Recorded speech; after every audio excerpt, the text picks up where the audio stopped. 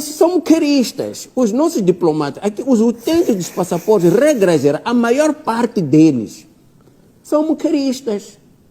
Usam o passaporte diplomático para ir à África do Sul, comprar cebola, comprar, comprar voz. Isto já traduz que nós não temos Estado, não temos pátria, não temos nação.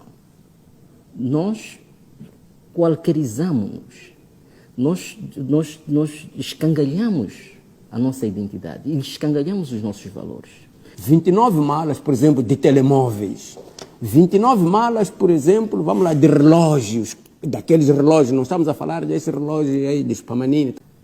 Como é que alguém tem a coragem de levar toda a sua família e mesmo aquele bebê recém-nascido já tem passaporte diplomático? Qual é a diplomacia que ele vai exercer ao se dirigir para um outro país? Então, estas práticas, no caso de uso abusivo de passaportes diplomáticos para propósitos que não têm nada a ver com a missão diplomática. Porque o passaporte diplomático tem um propósito. Normalmente, um cidadão que porta um passaporte diplomático, esse cidadão é estilo um governo num outro país. Quer dizer, não pode ser mexido de qualquer maneira, porque ele é um símbolo de representação de determinado Estado. Então, é este símbolo que acaba, em determinadas circunstâncias, ser usado de maneira distorcida. No caso do passaporte diplomático, que no contexto da nossa sociedade, cria uma infinidade de privilégios. Então, são estes privilégios que, não bastando para quem deles goza, extrapola-se ainda mais. O exemplo, por exemplo, que ela própria dá, de um cidadão munido de passaporte diplomático, chega com 29 malas. 29 malas, estamos a dizer que dependendo do tipo de mercadoria, dá para alimentar metade desta cidade com determinado tipo de produto. Imaginemos, por exemplo, que as 29 malas traziam joias. A cidade de Maputo não precisa de 29 malas de joias para se reabastecer. Não precisa. 29 malas, por exemplo, de telemóveis. 29 malas, por exemplo, vamos lá, de relógios. Daqueles relógios, não estamos a falar desse relógio aí de Spamanini, estamos a falar daqueles relógios caros. Entre outras coisas, extremamente caros. Então, 29 malas. Quem fala de 29 malas, até podia estar a falar de 5 malas. E é isto que, infelizmente, vai acontecendo. É isto que, muitas das vezes, vai deturpando aquilo que são as regras de mercado, porque, ao mesmo tempo que a mesma autoridade tributária é muito brava para o comum dos cidadãos, aqueles que atravessam as fronteiras, aqueles que usam os aeroportos vindo de fora, sabem o quão brava é a nossa autoridade tributária. É esta mesma autoridade tributária que, perante detentores, atenção, não são quaisquer detentores, há pessoas que são detentoras daqueles passaportes, mas que os usam de uma forma racional, de uma forma, quiçá, civilizada. Mas há outros que usam de forma abusiva, forma escandalosa. Há muitos diplomatas ou há muitos portadores daqueles passaportes que, quando chegam, por exemplo, nas fronteiras, nem fazem questão de sobressair porque tem. Agora, há outros que, quando chegam. Gostam de se mostrar importantes. Sim, mostram a importância. E, muitas das vezes, essa importância que essas pessoas mostram a importância quando são rodeadas de família, mostram dos filhos, para fazer ver que o papá ou a mamãe, são intocáveis, não sei quantos. Então, esta utilização abusiva desses meios, para além de prejudicar diretamente o Estado, roubando-lhe os recursos financeiros, também prejudica um pouco, se não muito, esta gente que está coberta desses passaportes. Por quê? Os seus filhos, os seus familiares crescem ou vivem na convicção de que o seu estatuto é aquele. Quando chegam no aeroporto, não podem ser tocados, né? A sua mala não pode ser mexida, não sei quantos por aí fora. Resultado é que quando o funcionário da autoridade tributária, naqueles casos em que tenta mexer, há sempre uma chamada telefônica que diz, olha, afinal o que é que se passa? E basta haver uma chamada telefônica. Pronto. Deixe-me dizer que uma vez, por exemplo, trabalhei num processo de funcionários da autoridade tributária que estava numa determinada instância aduaneira, chegou uma mercadoria de um famoso comerciante, quiseram chamar a lei à colação, o comerciante não gostou, ligou não se sabe para quem. O certo é que no dia seguinte toda aquela equipa foi trocada.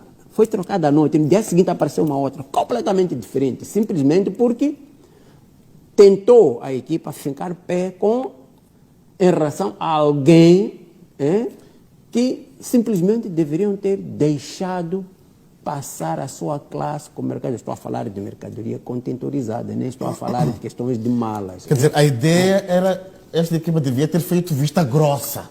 Não, os gostos do comerciante, portanto, o comerciante tem muitas ligações de natureza política, de natureza, não sei, empresarial e por aí fora. Portanto, foi uma boa oportunidade para despoletar um problema que eu quero acreditar que, a partir daquela situação que é pública, ou que foi pública, o nosso governo vai ter de sentar para reavaliar quem são as pessoas que efetivamente merecem, por ofício, serem portadoras de passaporte diplomático e quem são aquelas que, de facto, deverão, a partir da altura, deixarem de ser.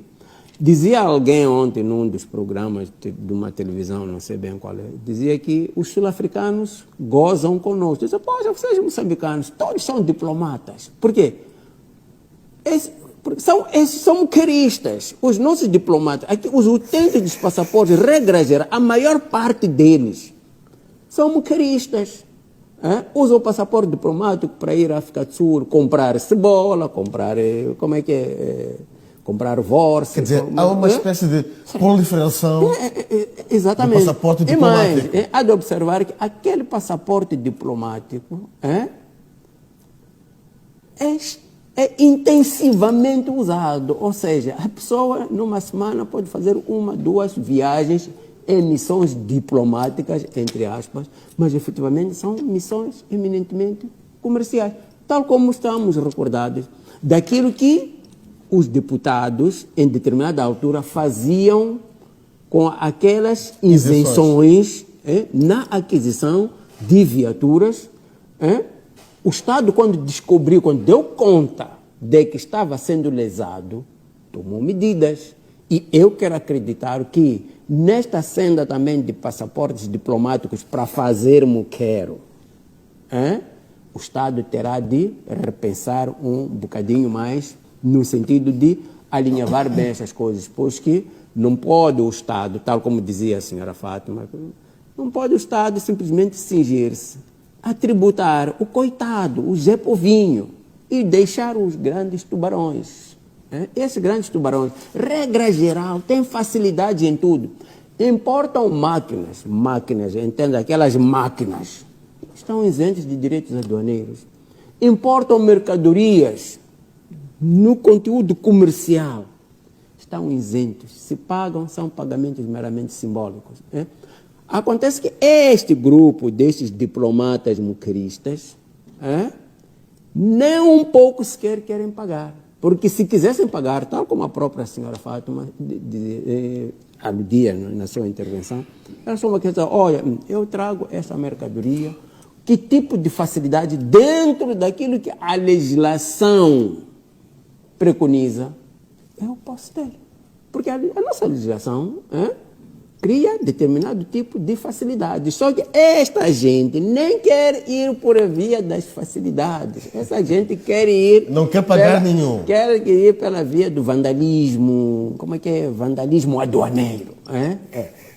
E quando nós denotamos vulnerabilidade na emissão dos passaportes, isto já traduz que nós não temos Estado, não temos pátria, não temos nação. Nós qualquerizamos-nos, nós escangalhamos a nossa identidade e escangalhamos os nossos valores. Muito mais do que questões, muito mais esta questão revelar uma fuga ao fisco, ou a pretensão de uma fuga ao fisco, revela o vazio de que nós somos feitos, enquanto membros de uma nação, membros de uma família, que é a família moçambicana. E eu acho que é fundamental e é imperioso que nós refundemos os nossos valores. Aqui o que está em causa é a desconstrução de um valor nacional. Esta questão dos tráficos, tráfico de influência, tráfico de droga, etc. Quer dizer, o muqueirista que vira diplomata, o candongueiro que vira diplomata, isto traduz que temos um vazio existencial. Não concebemos os conceitos que edificam a nossa nação. E eu acho que é imperioso... É preciso clarificar que os passaportes diplomáticos de serviços são emitidos no Ministério dos Negócios Estrangeiros e Cooperação. Eu na outra semana, quando eu estive aqui a falar do Ministério dos Negócios Estrangeiros, a mim não surpreende esta atitude. Olha, vá ver como é que o Ministério dos Negócios Estrangeiros trata dos cidadãos que pretendem um simples carimbo. É o único ministério que está ainda a tratar o cidadão nos moldes do século XIX.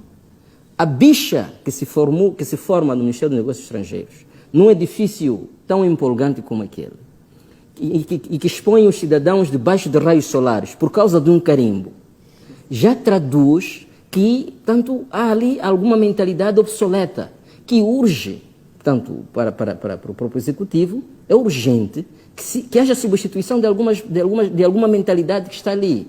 Quer dizer, como é que se explica que eu vá hoje... Obviamente. Deixar o papel para ser carimbado no dia seguinte. No dia seguinte. E como é que é possível eu ir tratar de um registro criminal e obter em menos de 30 minutos? Ir tratar do processo mais complexo como é o recenseamento eleitoral e ter na hora. Mas quando eu quero um simples carimbo de um documento no Ministério dos Negócios Estrangeiros, eu tenho que ficar debaixo de raios solares durante meio-dia, um dia inteiro. É incrível. E é Ministério dos Negócios Estrangeiros. É ali onde, quer dizer, é o receptáculo, digamos assim, de quem se faz ao nosso país. E eu acho que esta questão é fundamental. Tem que haver uma reflexão profunda sobre a funcionalidade, ou melhor, o funcionamento, a prestação de serviços do próprio Ministério dos Negócios Estrangeiros. Eu estava a falar da questão identitária. Eu, outra vez, recebi em função de um vídeo meu que esteve a viralizar nas redes sociais, em que eu qualificava as nossas elites como delinquentes. Então, alguém procurou chamar uma atenção, não, doutor, procura moderar a linguagem, etc. Aqui, a verdade não tem outra forma de ser tratada. Este é mais um exemplo do quão as nossas elites são delinquentes. Quer dizer, não são as primeiras a vilipendiar a lei. As nossas elites dão o primeiro mau exemplo à sociedade. São as primeiras a vilipendiar a lei.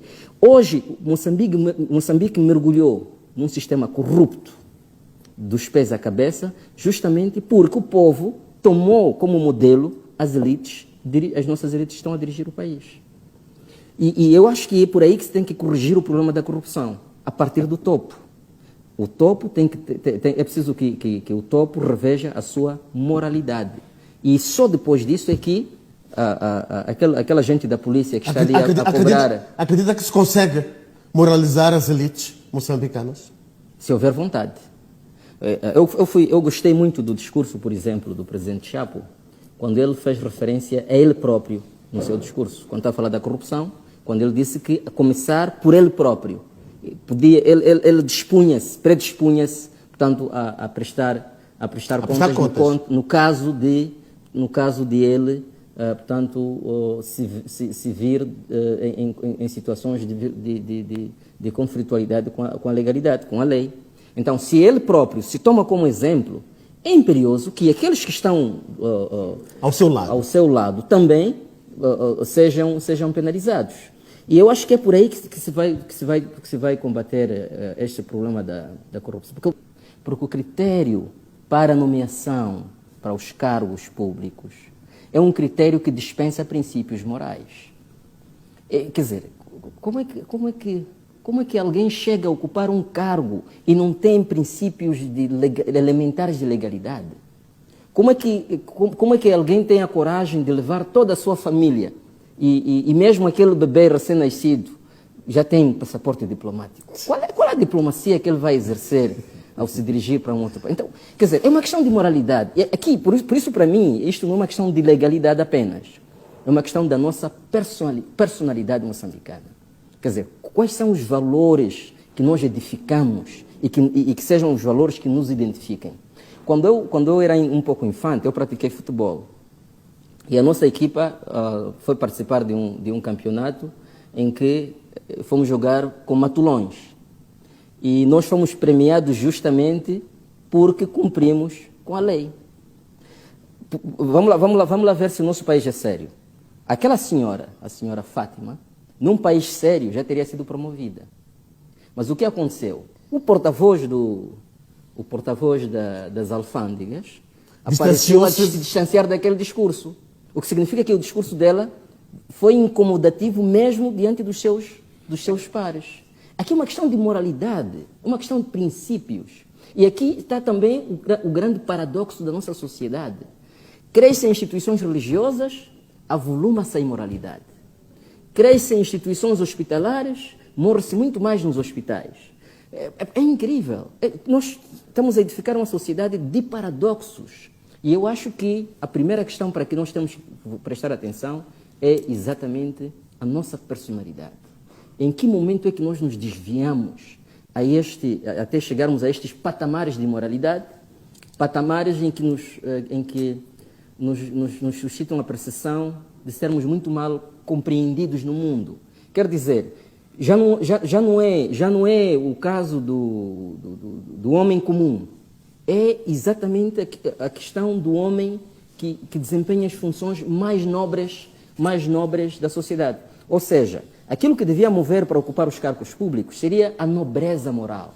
E é justamente essa nobreza moral que não existe e vai resultar, portanto, na demolição do edifício nacional.